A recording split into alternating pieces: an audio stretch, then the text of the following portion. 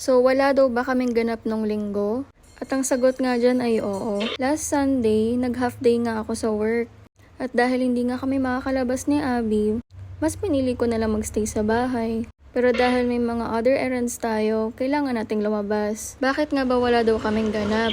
Medyo masama kasi pakiramdam ni Abby that time. Since kakatanggal nga lang ng wisdom tooth niya, ayaw din niyang lumabas kasi namamaga talaga. Kaya ayun, sabi ko uuwi na lang din ako kaagad para makapag-bonding din kami. Kailangan ko lang talagang lumabas dahil may pipick upin nga akong stocks pero nearby lang naman sa amin. Dapat kasi nung Sabado pa to, kaso ang problema kasi hindi kakasya sa motor. Kaya sinadya ko na lang din talaga.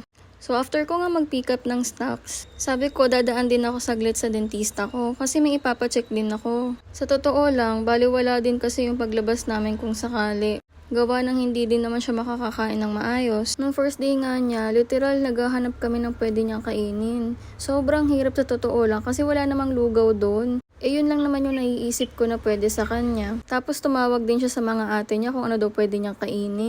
Kaso ang sabi lang din ng ate niya, ako din daw ang tanongin kasi ako daw yung naka-brace.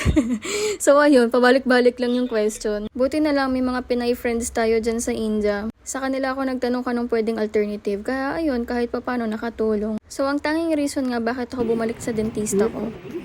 Mas nakalay nga rin. Mas nakalay siya. Mas nakalay ito ang last time. Hindi na yun bro. Hindi, ang gumagalaw ito kasi dito ako din nakaramdam ng pain.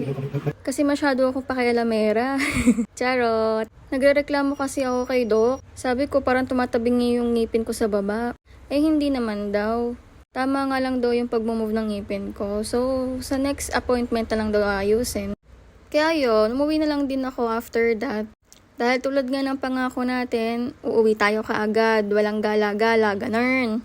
So, binaba ko na lang din muna tong stocks para hindi na ako mahihirapan kinabukasan mag-ayos.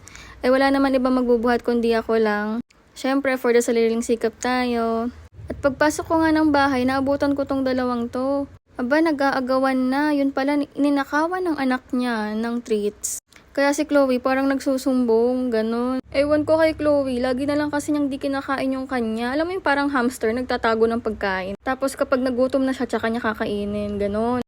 So, after ko nga magpalit, kumain na din ako. Nag-start na nga kami ng movie session.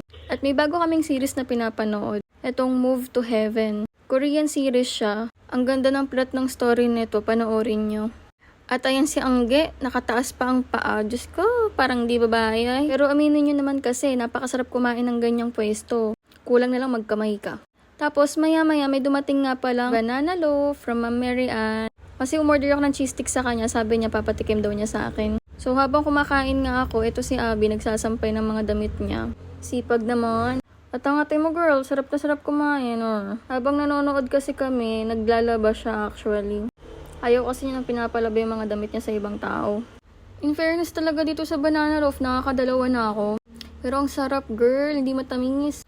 Magbenta ka na yan mama, char. So etong si Summer, nakita ko parang may pinagdadaanan. Natutulala, kaya tinawag ko. Eto nga pala yung stocks na pinikap natin. Yung kangkong chips na inaantay ng lahat.